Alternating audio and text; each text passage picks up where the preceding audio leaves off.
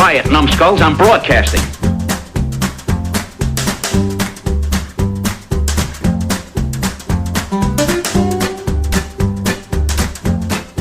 Hey kids, welcome to Grumpy Nostalgia, the Second Look Cinema podcast, the show where we go back to the blockbuster new release wall in our memories, grab a copy off the shelf, pop it in the old VCR, and see what time has done to it.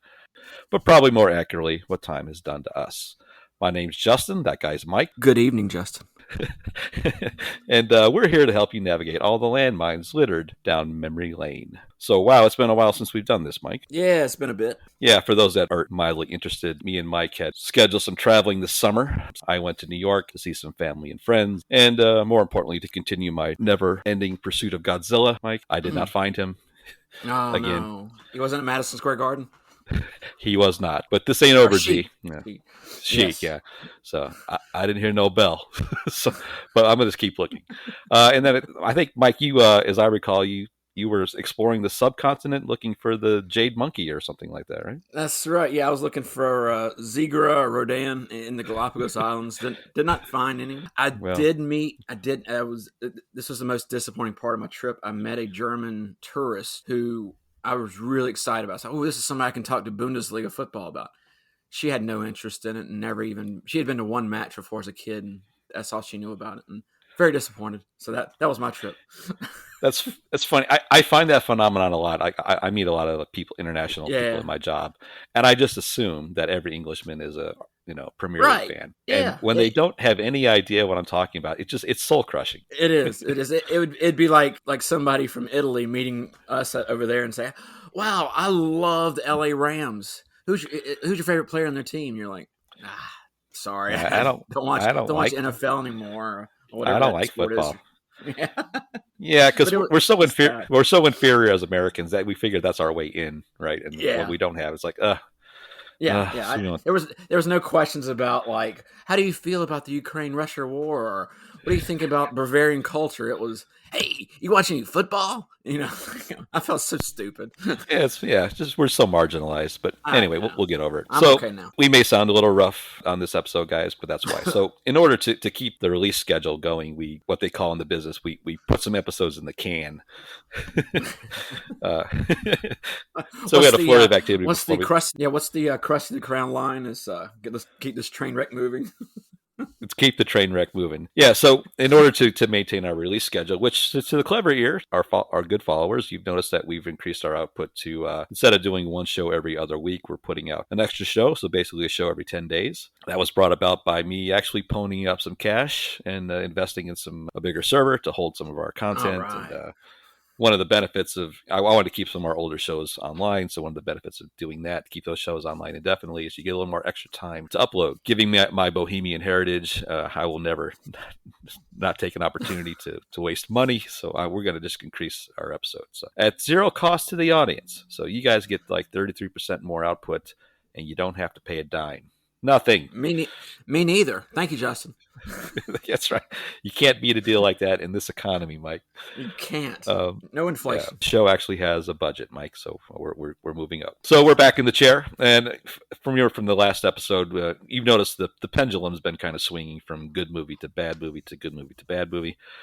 So luckily this week we're going to a bit of a relief, and pendulum's going to swing toward the good side again. Mike, we're going to review our first Oscar winner for this week. Wait, quick retro question here. It's been so long. Did we not like Total Recall? I can't remember. Was that was that a bad movie? I remember something about cornflakes and Johnny Cabs, and then it seemed like a fever dream to me. It's tough to remember. I don't think it's actually. It was a bad one, right? It was a bad one. It wasn't necessarily a binary decision, Mike. It was a kind of a love-hate. Okay. As are most of these movies. I don't have the courage to blatantly hate a movie. Correct. Yeah, there's definite, at least with me, my philosophy of grayness. There's a gray area there. It's neither bad nor good. It's just on the scale, probably, if you had to go one way or the other, bad. And now we're seeing a good movie, like you say, an Oscar-winning movie. So you obviously can say this is a good one. So in typical grumpy nostalgia fashion, when we review our first Oscar winner, it's not going to be the triumph of the human spirit or a period piece or an epic drama. It's going to contain elements of serial killers, cannibalism, and some homemade, very impractical gender reassignment techniques, Mike. Of course, we're talking about Silence of the Lambs, Mike, from 1991. Let's just jump right in, man. So this was directed by Jonathan Demme, who passed away, sadly, a couple of years ago. He's known for such feel-good movies as Philadelphia and Beloved. But he also, in his earlier his career, was a video music director and did some great music-based films, including Stop Making Sense with Talking Heads, which is a fantastic kind of a set the standard for concert films. It was written by screenwriter Ted Talley. His niche is to adapt novels into screenplays. That's kind of his gig. And speaking of novels, it was adapted from the novel by Thomas Harris of the same name. So Thomas Harris is a very prolific crime author, and this is by far his famous work. It was released on Valentine's Day, 1991, Mike. So happy Valentine's Day! Great date night movie. Wouldn't you think? It is a good night to be a couple and watch this. Cuddle up. Can you imagine this as your first date? The squirming you'd have to do if you didn't know anything about it. I thought was cool about this one. It was originally scheduled for a fall 1990 release, Mike, but Orion Pictures wanted to shelve it a little bit so they could over promote Dances with Wolves. So we've talked about that movie before. So yeah, well, one way or the other. Yeah, Orion. But the irony is that they wanted to kind of preserve some Oscar bait for that movie. But as we'll learn later, that this movie was much more successful on that front as well. But we'll get to that in a little bit. Really, I had a budget. I don't want to. You said you were. I know we'll get to it, but this movie won more Oscars than Dances with Wolves, or was about the same. I know they were both Best Pictures, right? I don't necessarily remember how many it won, but what it did do for like only the third time in Oscar history was it won all 5 of the big ones: Best Picture, Best Director, Actor, Actress, and Screenplay. Very rare. We talked about this during the Goodfellas podcast because Goodfellas kind of got shunted by Dances with Wolves, and that was kind of annoying. The fact that personal preference, stupid Orion, on those kind of things. Orion Pictures is they went bankrupt, right? Yeah. Okay, good. Yeah, that's good. Good. Spiteful. I love it. So let's get into this laugh riot. Mike, walk us through the cast. I'm glad you mentioned that. We have only the two I should talk about really are Jodie Foster and Anthony Hopkins because they make this movie. So let's go into those two. Jodie Foster, Yale University grad, subject of Travis Bickle and John Hinckley's affection at one point. Fantastic actress. I think she was The Accused came out a couple years before this, right? And then she won an Oscar for that one. Yeah, that's correct. Yeah. Okay, fantastic. I loved her in this movie. Never bad. Never bad. Yeah. Never bad. Anthony Hopkins, of course. This is the movie that made him. It's funny because you think of what he was in before this, and he was a fantastic actor. He was an Elephant Man and Bounty. And then the one movie I do remember him in this before was a movie called Magic because that Burgess Meredith. Dude, I love Burgess Meredith, but Magic was a creepy flick. You might hear me bring it up again later in this episode, but that's what this is the movie that like I said, nobody, if you probably had a vague knowledge of him, but after this movie, like Anthony Hopkins is fantastic. That's yeah.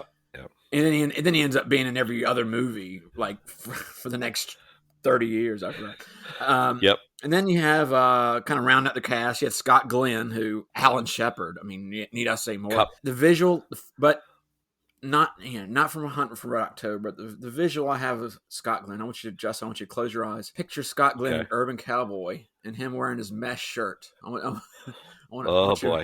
want you to put that visual in your head. He was a hunk. If you don't mind, I'll just stick with him sitting in the Mercury capsule. Okay, we'll go with that. After those kind of 3 main leads, you have a lot of, I'm going to say, quirky side characters. You had Frankie Faison, who plays a guard, who I remember from being his greatest role to me was Landlord in Coming to America, where he was just a few minutes on screen, just beautiful.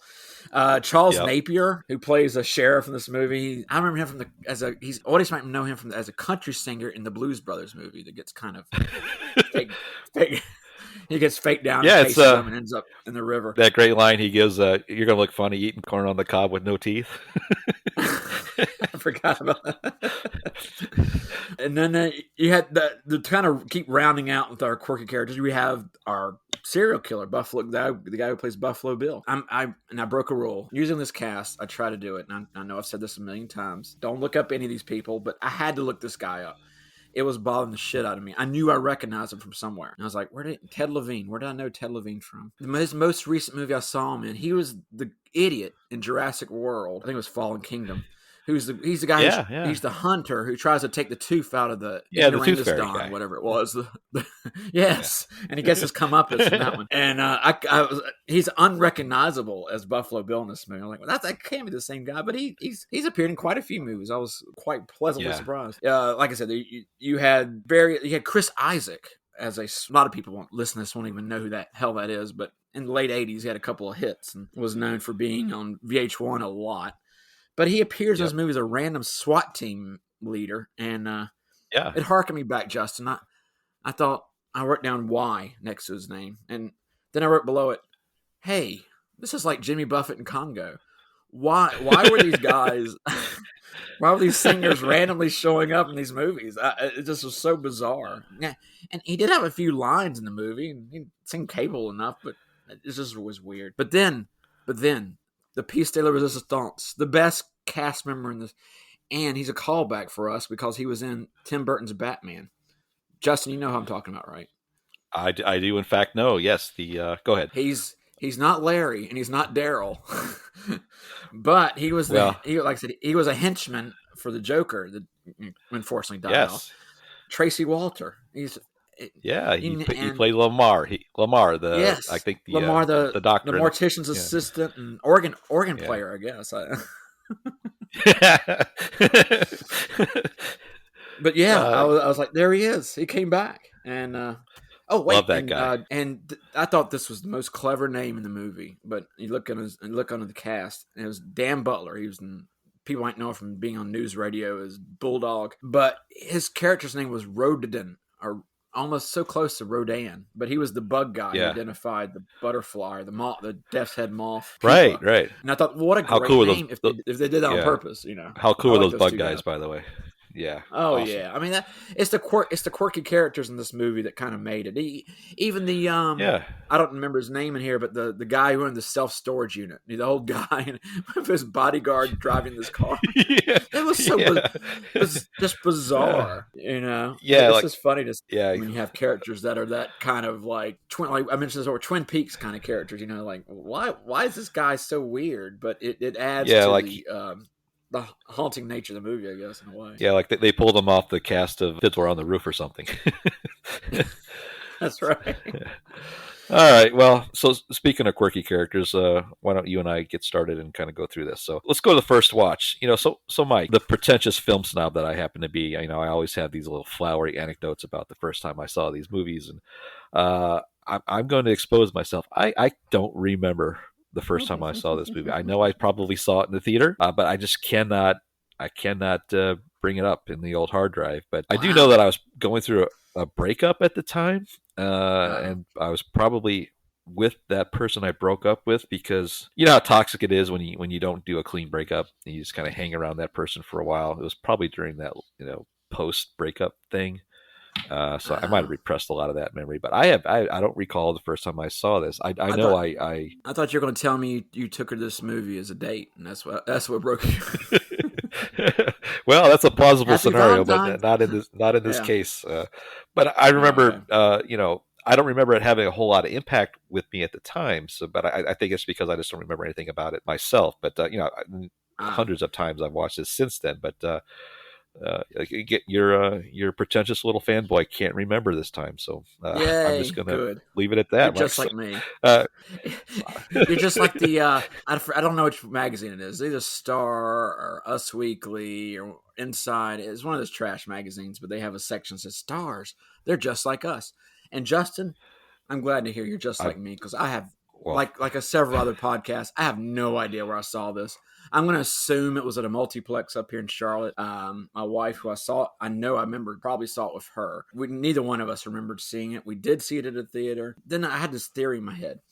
What if when a movie is so good, you forget your location, if that makes any sense? Like if you're so involved in a movie, Yeah, I mean, I know it's you're so lost. They're And if it's a supposed to do theater you that. regularly go to, Yeah. yeah, Yeah. you're not. You probably shouldn't remember where you are if it's a regular kind of location you go to, and the movie itself kind of makes you forget where you are, and that's like the perfect combination of suspension of disbelief or suspension of just reality. And like I said, I'm so glad. I'm so glad because I have a blank space right here where it says first time seeing. It's just total blank. All right. Well. So good. All right. Good for Well, you. we're old. Fair enough. So we can't do. Well, a good movie probably should take you out But- and remove you from your horrible life, right? So That's right. Our bad breakups, apparently. So maybe it understood the assignment, and we're just well. Anyway, I think we should probably get started, Mike. So, Mike, hit the button. So our movie opens up with our main character, Clarice, running the obstacle course at Quantico in Virginia. Hey, Mike, Virginia's for lovers. Did you hear that? Somewhere along the line, I think I've heard that. I've been in Virginia. I would question that. Oh no. Yeah. So she's out running the obstacle course, and one of the FBI agents comes in, pulls her off, and says, "Hey, you've been requested to go meet with Jack Crawford, played by Scott Glenn." So he pulls her off, and as she's making her way to the office, you get to see one of several recurring themes of this movie is that the oppression of women, so to speak, and how it's the women in the workplace, and how she's like in a man's dominated world. Like the first scene, you see her get into this elevator filled with men, all extremely larger than her, and she's sitting right in the middle, and it's kind of an awkward scene just to start. So she makes her way to his office, and he's asking her she's got a special assignment for her. He wants her to travel up to Baltimore into the sanitarium and interview a serial killer named Dr. Hannibal Lecter, who she immediately kind of whispers Hannibal the cannibal. This was a really interesting filming technique with the actors staring right at the camera. Right, that's the first thing I noticed watching. It was like just from the very start. You have Jodie Foster and Scott Glenn just staring right at you as they're talking to their the other character. That's something I couldn't remember in my mind. Right, so it was kind of a Carnival of Souls kind of feeling, like just staring straight at a face. Right. It was interesting and really unsettling in a way. He's the best co-host in the industry, guys. I was getting to that. So one of the film techniques that they used here is anytime that Clarice is being addressed on film, the character looks directly into the camera, so you're kind of looking at it from her perspective. So this is kind of like a character study. There's a claustrophobic view of this movie for her, and it's really to kind of symbolizes her path, I guess, so to speak. So, but yeah, it's a good observation there, Mike. So they're building this psychic profile while all the serial killers are trying to build a database, and he wants her to go to interview Lecter. So she takes it on. So there she drives her little was it a Pinto, Mike? I think I noticed that being a Pinto. Oh, the beautiful Ford Pinto. Yes, it should be. It's unsafe at any speed. Part 2.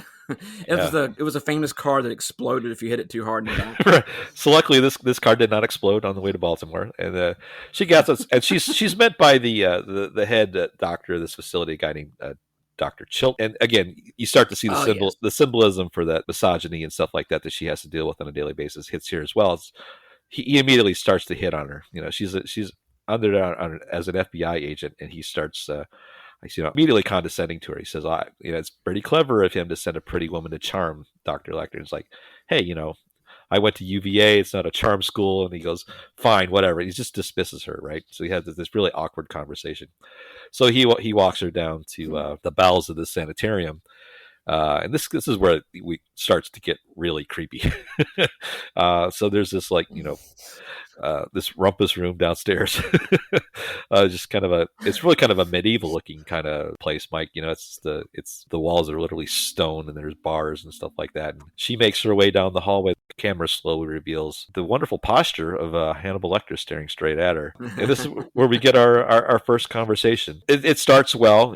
Lecter's relatively impressed by her to start, and then she makes the mistake of using a very poor pun, and we start to understand that Lecter's got this intricate personality where he's a serial killer, but he typically only kills people that are rude. And her social awkwardness really puts him off. And so as she gives him this, survey to read, he really kind of turns on her and starts to do his serial killer thing, manipulating her psychologically and things like that, right? So he, what I like best about Lecter, and everybody knows, the story of Lecter. But what I think is interesting about the character is his pettiness, Mike. Like he can eat your face and kill you, but he can also just like cut you much deeper with these personal insults that he loves to do. Like Although, yeah, he makes fun of her shoes and her cheap perfume and her bag, right, and perfume, yeah. and in a weird way, and her accent from being from West Virginia. yeah, the accent. But those, I mean, those are the things that I think a lot of us may relate to. Those are the things that cut really deep, right? And you almost know that he knows that. So Almost. yeah, so the attempt to get this interview with him, it gets kind of botched, and he tells her to beat it. And then as she's trying to leave, she gets a rather unpleasant parting gift. We'll just leave it at that, Mike. Yeah. And the other inmates start screaming and harassing her, and Lecter takes affront to that because those are bad manners. He's almost embarrassed by the rudeness, and he screams at her and tells her to come back. And as in a weird kind of peace offering, he offers, hey, I'll help you advance your career, but just if you'll please excuse the rudeness of this crowd, which I thought right away, we're talking about some sort of weird character, some very unique character never seen on a film before. So it ends up with he tells her to check out this address, this storage facility. She says, look inside yourself and check out for this character named Miss Moffat, and then she runs out screaming. As we learn later, he likes to be very cryptic and deal in anagrams and riddles and stuff like that. He's like it occurred to me he's like Sherlock Holmes as a serial killer. Yeah.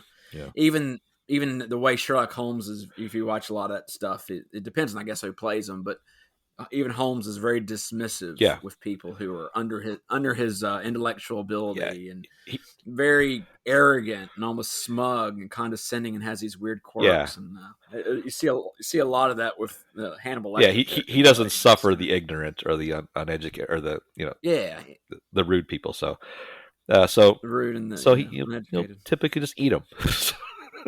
So that's one way to deal with it, I guess.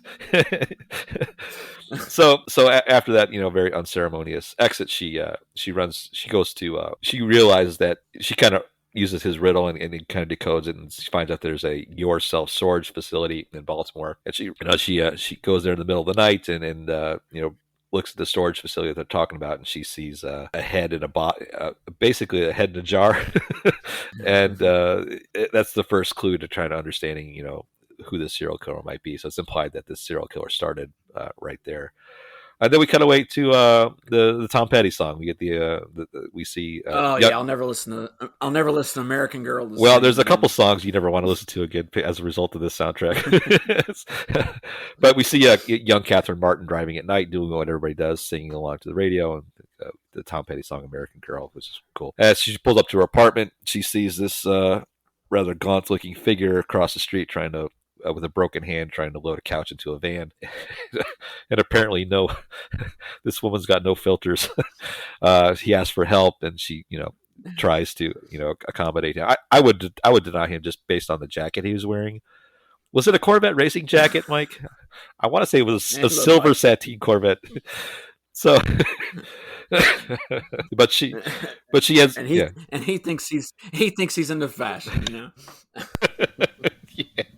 So anyway, she gets into the van and helps him kind of load it in there, and then it was actually kind of a scary scene. Like, he says, "You're about a size 14, right?" And then he just, punches her, beats her to unconsciousness, and then, kind of cuts open the back of her shirt and kind of looks at her skin, and we get this awful kind of gasp that he gets, and we know things are bad at this point, Mike. And then he kind of pulls out his serial killer van, which is kind of a trope for every serial killer. They all have these vans. Yeah. So we kind of cut back to Quantico, and again, it's just another symbolic thing where Clarice is in the middle of this boxing ring, getting punched by all these men. And another agent comes down and grabs her out of here and says, "Hey, Crawford wants to go with you because there's been another murder up in this area, and it's a Buffalo Bill type situation, Mike." And next thing you know, she's on a chopper, and she's on the case with Crawford trying to investigate the Buffalo Bill phenomenon. All right, pop quiz, Justin. Yeah.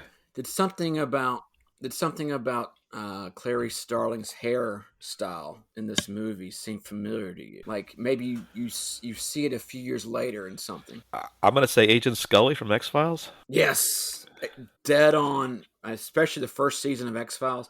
exact same hairstyle as Clarice Starling in this I, movie. It was well, crazy. I cheated a little bit. I learned that Scully was Okay. the inspiration for Agent Scully on the X-Files was Clarice Starling. So Well, never mind. I wonder where Chris Carter got it Yeah. from, but it hit me while I was watching. I Yeah. was like, look at that hair. Not that I'm a big hairstyle guy, but Yeah. hey, it kind of worked. So they end up. And her accent. Can I talk about her accent a minute? Please do. Yeah. Please. Point of order. I know I've worked with a lot of people from West Virginia, and her performances in movies basically flawless. I don't want to get on it too much, but that's not a West Virginia accent.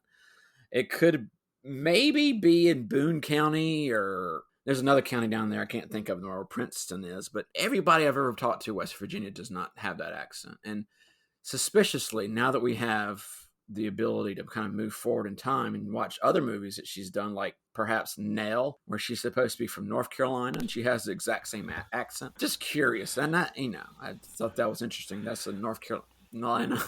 Am I being nitpicky? Yeah, I'm sorry. I'll shut up now. Mike, one of the first things I considered when looking for a co-host was someone that could be the accent police. It's my one. It's like if I was a superhero, they'd be like my one. It's like you're watching. You're savant. I was watching a movie, and there it comes. I can't. You're a savant, and I would be very disappointed if you didn't take notice of her accent in this movie. So yeah, I mean, you listen to anybody from Wheeling or from Morgantown or from Fairmont. Yeah. If they sound like from Pennsylvania, you go a little further south, like I said, in Bluefield or Princeton. Maybe you get a little bit of a southern accent. There's so many hollows and valleys. I'll give her the benefit of the doubt and say, hey, it works. She's close enough to Kentucky or Virginia. Yeah, I can see it. Okay, I apologize. All right, it's okay. It happens. It's all right. They go to the. There's a scene in West Virginia there where they found a body in the river and they're trying to bring it in. And they bring it to this funeral home, and again, more symbolism there. You got all these local police that are really kind of interfering and slowing down the investigation. And she kind of stands up in front of them and says, "Guy, y'all can go now. Y'all go now." And of course, they don't go on home now. They don't like that at all. Like they're all looking at it, and the camera actually does like a 360 pan of like all these these they all look dour, and judgmental faces, looking. Who are you to tell me to leave? But they end up leaving.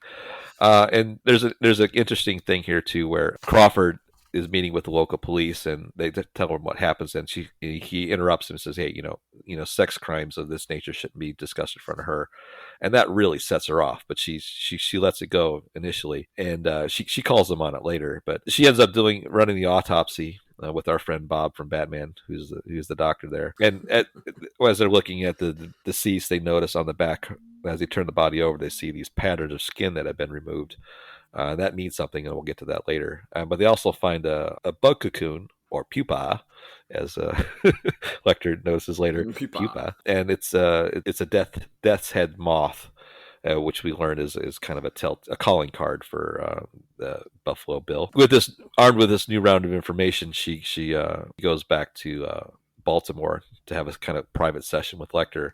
And this is where we get our second major scene with them, and this is where they have the famous quid pro quo scene, where he agrees to help her with this investigation if she volunteers some personal information, because by this point he's taking a like to her and finds her interesting. They get enough information to he kind of leads her where to go in the case file, and then she ends up offering up some personal information about her history with her father getting killed and having to move to this essentially orphaned, and having to move to this ranch in Montana where the sheep are and the lambs are, Mike, and that'll be something later too. Yeah, get it? But they kind of set up this phony deal where if Lecter agrees to give the information he knows about Buffalo Bill, they'll put him they'll get him out of that horrible turnkey dungeon cell he's in and put him in a different federal facility. So turns out that it's not really a real offer, Mike. It was a bluff.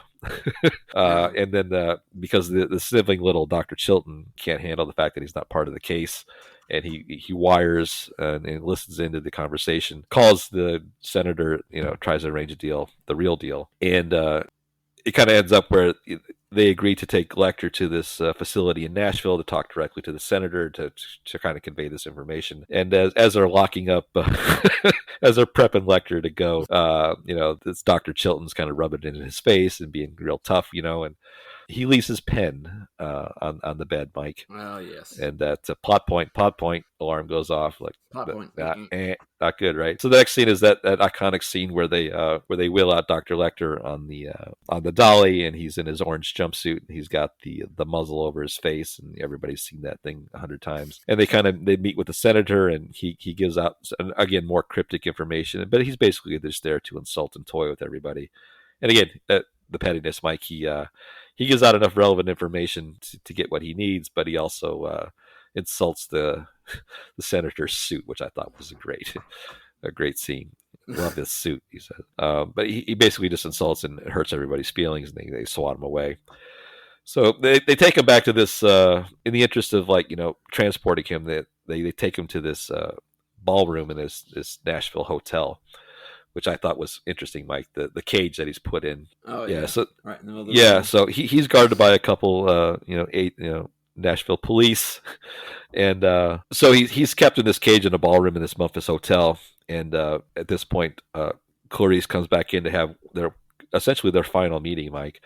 Where at this point is kind of he gets all the information he needs out of her about her childhood and her horrible story about trying to save the lambs, and she's kind of symbolically saying that she can save this woman that would silence the lambs for her, and that's where the title kind of comes from. But he's still kind of toying with her, but so. They catch wind that she's in there with him, and they come and grab her, and then she runs off to grab the case file from her, and you see their fingers touch. That's the only contact they have there. And it turns out that he's kind of marked up some notes for her in this case file, and they're kind of split up. So she's kind of sent to go back to Quantico, and then later that night, some interesting things happen in the ballroom there, Mike. Nice. He's of course yes. The pen. Does the pen come back in? It does, oddly enough, Mike. He palms the clip connector of the pen in his hand as he's getting handcuffed, as he's getting served dinner, and he can pick the lock. Of course, this is the thing I don't understand in movies, Mike. Why are handcuffs so easy to pick? Picking locks is very difficult, and there's very few people in the world that can actually do it. But in the movies, it's really simple. All you need is a paper clip, but he picks the lock, and this is one of the most horrifying scenes, I think, in movie history, is when he deals out his justice to these two policemen. And he takes care of the first guy. He cuffs him to the pen, and then just takes out the baton and takes him out. And then poor Agent Pembry, he finds a blade and says, "I'll be right there." And this is where you get this great twist, one of the greatest twists in movie history. So the people come in the aftermath, they see the elevators moving, they say, "Oh, we got to get a SWAT team, something's going on." And they go out and they see, air quotes, Agent Pembry on the floor. And so they pick him up and get him put into an ambulance. And as they're driving to the hospital, Agent Pembry stands up, pure horror fashion, almost like Jason Voorhees style. Yeah. And rips off. He sits up. And he rips off his the face of. He had skinned the face off Agent Pembry, and we see that it's Lecter. And this is, people don't make much of that now, but that was the first time you ever saw something like that on film. And maybe it lost its luster over the years, but that scene in and of itself is completely horrifying. Yeah, you're right. It's you don't. It's one of the things about this kind of looking back at these movies 30 years later. I don't know. I'm not going to say we're a nerd to it and used to it, but it's you don't realize, like you say, that when we were watching this in 91, oh my God, did we just see that? I mean, exactly. It's just so it's so haunting and just horrifying to see. Like, oh my God. Yeah. Before we move on, there's a couple things I do want to mention. You mentioned the dreamboat crooner Chris Isaac on the SWAT team. We also see another cameo, I guess, is George Costanza's boss. Oh, he's really brief. Mr. Kruger makes a brief appearance. I want to give a special shout out to Sergeant Tate and his mustache. One of the greatest mustaches in movie history. That guy's actually, I forget his name, of course, because we're live on the air, but he's actually a Yeah. I think an American folk singer, country singer. He's had Really? he's Okay. he has several albums that are great. He kind of looks like he does then now. He does like a singer. But he looks cool. That's funny. Here's another inside baseball note, just for me personally, selfish note. One of the paramedics, Buzz, the guy with the beard. For those that grew up in my area of the country, they might recognize him as newsman Buzz Kilman on the Jonathan Brandmeier morning show on the Loop 97.9 FM, kind of a Chicago radio staple. He's also a member of the All Bubba Blues Band, where he plays the harmonica. Just a local Chicago legend. I just want to throw that out. So Lecter's loose, and then everybody's concerned about Clarice's safety, and she says that I'm not really worried because she can't explain it, but she doesn't think he'll come after her because he would consider that rude. So they kind of resumed the hunt for Buffalo Bill at this point. And then, speaking of which, we kind of cut back to James Gumm's luxury house. Mike, he's got quite the rumpus room down in that basement. We see him sewing together the skin suit, Mike, which is really kind of horrible. Oh yes, it's got elements of Psycho in it, but again, people have really ripped off this concept since. But we see him in the sewing together, and he's got the little Bichon Frise dog, Mike. Precious, what I thought was precious. Yeah. So it's during this time they're trying to piece together the clues that Lecter left together in the case file, and then one of the things is he tells him that the significance of the moth that he wants to transition. He thinks he's a transsexual. Because he hates himself so much, he incorrectly thinks he's He incorrectly thinks he's a transsexual because he hates himself so much, and he tells them to check, the three major hospitals for gender reassignment. And that's like the first path they have to finding it out. They figured out through that information that it's this guy named James Gumm, and they find out that he's got a house in Calumet City, Illinois, which there's another Blues Brothers reference right there, Mike. That's where they're from. But so that Crawford gets on a plane and goes to get him, but Clarice doesn't think that's entirely it, because she's a little more connected to Lecter, and through her own. I got a question, and it's how I am. It's either I worry about accents or geography. Yeah. This could have either been a movie flub, or it could have shown how dumb Crawford and his team was.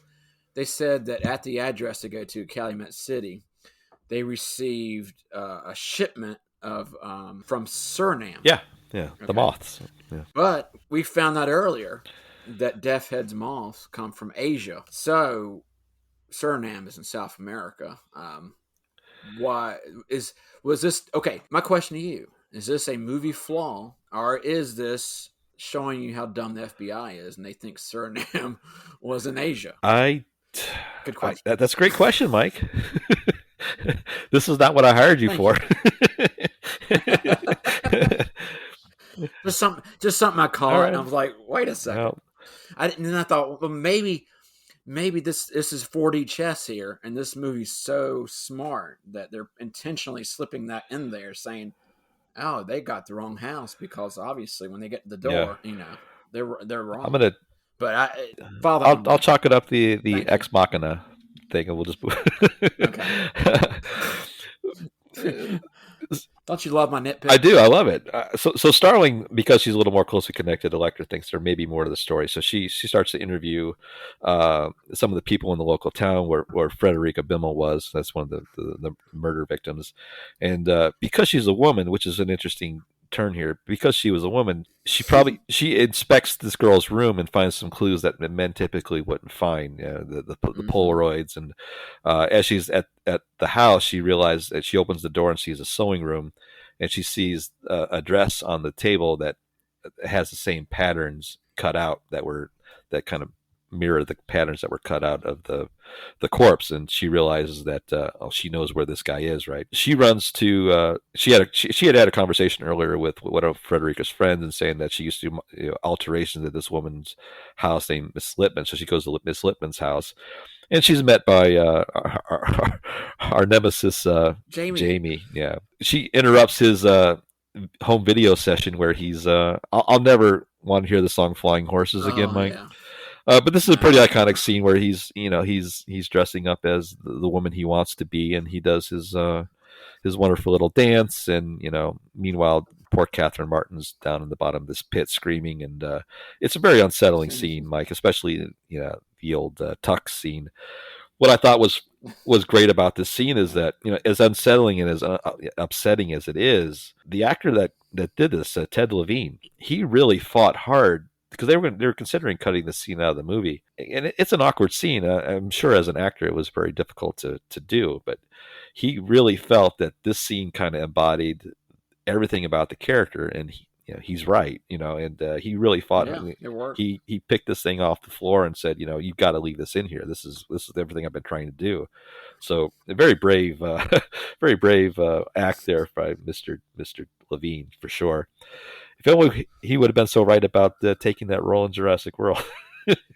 Nah, it was dumb. Yeah. But anyway, so it ends up with Clarice going to the house, and he opens the door, and she starts asking some questions, and he's got some awkward social habits already, Mike, but he's really unnerved by this visit. And then as she's there, she looks over and sees all the sewing equipment in the house with him. And then what really sets it off is the moth lands on the spool of thread, and she knows she's found the right place. And so he of course he runs immediately and runs down to the basement and kills all the lights, and then you get this horrible scene where he's got the night vision goggles on and just toying with her, and he makes the mistake of like cocking his gun, and she hears it, and then she spins around quickly and shoots him in the chest and kills him. And then even that's not a relief, Mike, because even when even as he's there with the dead body, you still think something horrible is going to happen, right? It's just a very upsetting scene because Catherine's still in the hole screaming, and the dog's barking, and it's just very unnerving, right? But she ends up getting Catherine out, and we see the rest of the FBI meet her there and console her, and she basically single-handedly pulled this off without any men's help, right? Which was kind of the theme of the movie. So the last scene is her, graduating and getting her special agent status for the FBI, and she's pulled away to take a phone call, and it's Lecter. And it turns out that he tells her that I'm not going to go after you, and I would consider you to extend me the same courtesy. And as she hangs up, she's horrified that he's still out there, even though she knows he's not going to come. I think the fact that he's still alive and out there just scares her to death. So it's kind of an anticlimactic, kind of bittersweet ending for her because she did all that stuff, but he's still out there. And as we hang up, you see he's kind of disguised in the Bahamas, and we see Dr. Chilton has been kind of moved there for protective custody, and he's running to his current location, and he says that he enters that great line as I'm going to have an old friend for dinner, and in this case quite literally, Mike. And then we get this amazing end credit scene, which they don't really do at all anymore. It's 5 minutes of this one shot, him just walking down the street. Yeah. And we get all the credits that are rolling after it, and even after 5 minutes you still see Lecter in the shot, which I thought was really cool. Yeah, he really taking his time, just casually walking. Yeah, but the takeaway there is that you're happy that the girl is saved, but nobody feels really good at the end of this movie, and I think that's exactly the point. So that's it. That was the end, and audience just loved this. It made so. Let's talk about the box office and the awards and the accolades. So it was a tremendous hit. Kind of caught everybody off guard. Nobody really knew anything about this content. Like I said as before, it made $13 million in its opening weekend, which kind of covered its budget. And then it ended up making $130 million domestically and $272 million worldwide. And again, as we always note, that you have to take inflation into account here. So you can almost double. This is $1991, so double that, and you can kind of get a feel for how big this movie was. As we talked about before, it swept the Oscars in all the big categories, all 5 majors. It's the only third time it had ever been done, and it really kind of set a standard for a lot of tropes, essentially. But what it did do is it kind of set a tone that prior to this, serial killers were all boogeymen and monsters, and what it introduced was the sympathetic, complex villains, the serial killers. And looked at that. So it really set the stage for all future movies about FBI profiling that had never been done before. And it really was kind of a feminist hero story, which hadn't been out there for, it was really a strong, empowering role for women. So strong, in fact, that the FBI uses this movie as a recruiting tool to recruit more female agents, Mike. It's that. Oh wow! You mean they don't go to the their go-to is in the ABC show that came out recently called Quantico? That's not the go-to. Boo! what a stinker. stinker. Yeah. So it really kind of set a standard. So and other things, it also was added to the AFI list. It's in the National Film Registry in the Library of Congress, so that's pretty good. Interesting other things here. It's a lot of lists show that Lecter is the number one villain in movie history. I think Darth Vader might have some words about that, but it did result in a couple. It does have a legacy and some other content too. It had in a prequel called Red Dragon, directed by Hollywood hack Brent Ratner, but not too bad, starring Ed Norton as the agent that brought in Hannibal Lecter in the first place, but it kind of focused on another. Ray Fiennes plays the serial killer in that one. It's really great. It's actually a pretty good story. There was a sequel to Silence of the Lambs called Hannibal that director Ridley Scott took the lead on, and even the lovely and talented Julianne Moore didn't really say this movie too much. I think just the lack of Jodie Foster in there, she did not want to agree to make the sequel because of the content. It was just too much psychologically to make the first movies, so she opted out. And like I said, Julianne Moore took over as a continuation of that story, and it's just not as strong. There was a tertiary sequel called Hannibal Rising, which is kind of an origin story for Hannibal Lecter, where they picked an actor that looked so much unlike Anthony Hopkins. You really didn't have the opportunity to even get into that one. It had a couple TV offshoots, the movie Hannibal with the TV show Hannibal with Mads Mikkelsen, which was actually pretty good. I'll watch anything he's in. He's a great actor. And then the real stinkburger Clarice on CBS, not too recently, focused on starring. I watched that show, and it confirms my suspicion that network TV is just crap. They had all this wonderful story and content that they could have used, but they made it into a serialized procedural thing where Clarice was on the case.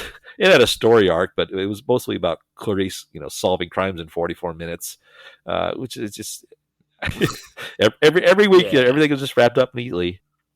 And I was I love how network television shows, like, because they can't use real profanity, they throw in dams and hells and son of a bitch as much as they possibly can. They shoehorn every TV acceptable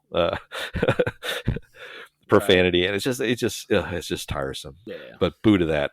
No, I was going to say I remember right after watching Manhunter, which was kind of a prequel to this movie, but it was a bomb at the box office. But I think it was directed by Michael Mann, and it had William Peterson as kind of like the male version of Clarice Starling. They had a Hannibal Lecter character in there, but it was a very similar story to this one, where he was William Peterson's trying to find a serial killer, and he needs Hannibal Lecter's help, and I think they go to him, and and he's very.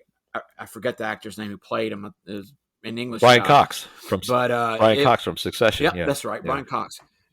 Yeah, and it was really cool, but like I said, it flopped, and I don't think anyone even knew about that movie when this Silence of the Lambs came out. It's like it was just totally forgotten. But then after it came out, I was like, oh yeah, you ought to watch this movie called Manhunter. It has Hannibal Lecter in it, as as a different guy, but very similar. Yeah, the movie Red Dragon is a remake of Manhunter. So Thomas Harris had written a trilogy of novels. Yeah. The first one was Red Dragon, then Hannibal, and then Red Dragon. Yeah. Okay. Then Silence of the Lambs, then Hannibal. So, yeah. Then Hannibal. So another offshoot for this that I think deserves some mention is that it produced a very campy off-Broadway musical called Silence the Musical, which I have seen at the Trustis Community Theater in Columbia, South Carolina, but it's all over the country. It is hilarious. It is horrible, and it is funny, and it features some songs called Mike. You'll appreciate these songs. Papa Starling. They focus on really heavy on her accent. Put the effing lotion in the basket is another catchy tune. And then Yes. Are You About a Size 14 is also another number. Oh, that's a good one. So this was the fourth highest grossing film in 1991. And Mike, just so you're curious, I know the MTV Movie Awards Inception was the next year. So this was the last movie. So this movie was not recognized by the geniuses at Too MTV. They bad. just missed it. So Yeah, I don't. They probably. I would imagine they probably would have skipped Yeah. it anyway if it came out a year or two yeah, later. most desirable male, Anthony Hopkins. So Yeah, it's good yeah, posture. so let's just let's go through our grumpy meter here real quick. So the first time I saw this, like I said, because of my memory, I'm going to have to go with the default 3 out of 5. I'm sure I didn't think it was bad. I didn't think it was great, but I was just a younger kid and didn't really know much at that time. But my final review this time, I think it's a 5 out of 5. I think it's an iconic role. It's it's an iconic movie. It set so many trends. It set so many standards for other movies today, with the Mindhunter and every other show that came out about every other show about FBI profiling. They're all direct derivatives of this movie, and I think that a movie that sets a standard like that it stands alone. So I'm going to go 5 out of 5 on my grumpy for that one. Mike, what about you? Same here. Like I said, it was one of those. I don't remember where I saw it, but I just remember loving it when I saw it, and it was just so unique. And when I say loving it, it was one of those. It's kind of like the movie Affliction or The Shining. I loved watching it, but then after that, I'm like, wow, that was disturbing. I don't think I could handle that Right. again. So I hadn't seen it again until last night. To be honest with you, I even scenes from it if I came across it like on HBO, TBS, or wherever they were trying to show it. Never even stopped to watch it. It was not one of those kind of movies where like, oh, I got to watch the rest of this. So when you suggested it, I was kind of okay, but it kind of, as we talked about earlier, it doesn't have the same impact when I'm watching it now, as far as just kind of that visceral feel of like, wow, this is hard to watch. Yeah. But also, as you said, you can't get away from what the movie tropes that were created from this. Yeah. And everything about it is just so good, so well done. What makes it is the interaction between Lecter and Starling, and just those few meetings they have. I don't think if that wasn't in the movie, it would be just a regular procedural kind of movie for me. But their interaction, how good the acting is in this movie, the storyline, and just everything about it. The plot is so tight, and just there's no fluff. I'm with you. There's no, it's not one scene in this movie you say, what the hell is Exactly, that for? There's everything was good, flowing in the same direction, and I loved it. Again, 5 stars out of 5 again for me. That I was going to talk to you too about how this kind of female heroine, you wouldn't see that in a movie today. A female heroine in a movie today has to be like a man. Yeah. It has to be tough. It has to be a little wafy girl that can beat up 300-pound men, or have to constantly smart mouth her superiors by showing how how smug she is, or not you can't be wounded, you can't be sensitive, and even though like the issue of misogyny is not preached to you in this movie, it's subtle in a way. You see it, it's what a movie is supposed to do. You can see it on the screen, you can see it in these guys' faces looking at her. They don't like her. They don't think she should be in their world. You don't need to preach about that, but that's what a movie today would do. And it's a movie that treats its audience like they're somewhat intelligent. Yeah, that's it. It was made by grown-ups for grown-ups, and it works, right? So yeah. Correct. All right. Yeah. So we're getting near the end here. Let's talk just real quickly about other things we may be doing right now, what we're watching and currently enjoying. I'll go first real quick. I'm gonna break format a little bit. I'm gonna tell you not what I'm watching, but what I'm listening to, Mike. I've been listening to a band called Spoon. They've been out for years. I think they started in 1993. But they're an Austin band, a rock band. Britt Daniels, the head guy, and they're just a great American rock band. For those that don't know, check out they've got a discography that's just amazing. If you like rock music, that's like real rock music. But I would suggest the album "Ga Ga Ga Ga Ga" from 2007, or even "Hot Thoughts" from 2017. They're just a great band. Another band I've been listening to on the retro side, Mike. Nobody really knows about these guys, but they're one of my personal favorites. They're a band called Two Skinny Jays, and they're sadly no longer around, but they were from the early 2000s, late 90s, and they're a hip hop band, but they kind of originated the subgenre called nerdcore, which is I relate to, and it's they're a hip hop band, but they use pop culture and science and nerd references a lot, and just a great feel good party band. And here's an example of some of their lyrics, Mike. Sorry, Buster, I know my flow sounds used, scripted and directed by the likes of John Hughes, recycled recitals of enemies and idols, all scrawled in the hall like Anthony Michael. So, so I think that's genius. Sorry, Kanye, but that's how you do that. It's much more better than But yeah, it's Two Skinny Jays. Check them out, Mike. What are you into right now? That sounds like the last Beyonce song I heard that get released. Yeah, bam. Yeah. I've been on the road for the last couple of weeks, so I've been catching up on Bundesliga football. Sorry, I'm not as educated. Leipzig is off to a really bad start. So is Bayer Leverkusen. So is Dortmund. Of course, Bayern Munich. Oh, Dortmund. They lost in the last minute of the last game, and they're looking a little weak right now. They're doing fine, but my favorite team's Mainz is in Hoffenheim. They're surprising a few people right now, so we'll see if they keep it up. And and I'm gonna recommend our audience to watch Manhunter. There you go. So I'm just gonna throw that. It's not bad because it is a underrated movie, and like it was Michael Mann. Every movie he's done, I've liked. And he's done a lot of crime movies, and it has, from what I remember, the flavor of that movie compared to Silence of the Lambs is much more palatable to a mainstream audience. Think Silence of the Lambs meets Miami Vice. Yeah, it's kind of like a palate cleanser because you're not going to watch a movie as good as Silence of the Lambs, but it's a little more stylized, and you'll enjoy. All right. It. So, guys, just remember, you can always check out any show information on Grumpy Nostalgia on our Instagram page. You can send us an email at nostalgiagrumps@gmail.com, and we'd love to hear from you. So, Mike, that's going to wrap it up. Anything you want to say before we go? Well, no, I got to really go. I got to take Precious out for her walkies. You put that lotion in the basket, Mike. All right, guys. So, for Mike James, this is Justin, and we will see you again next time.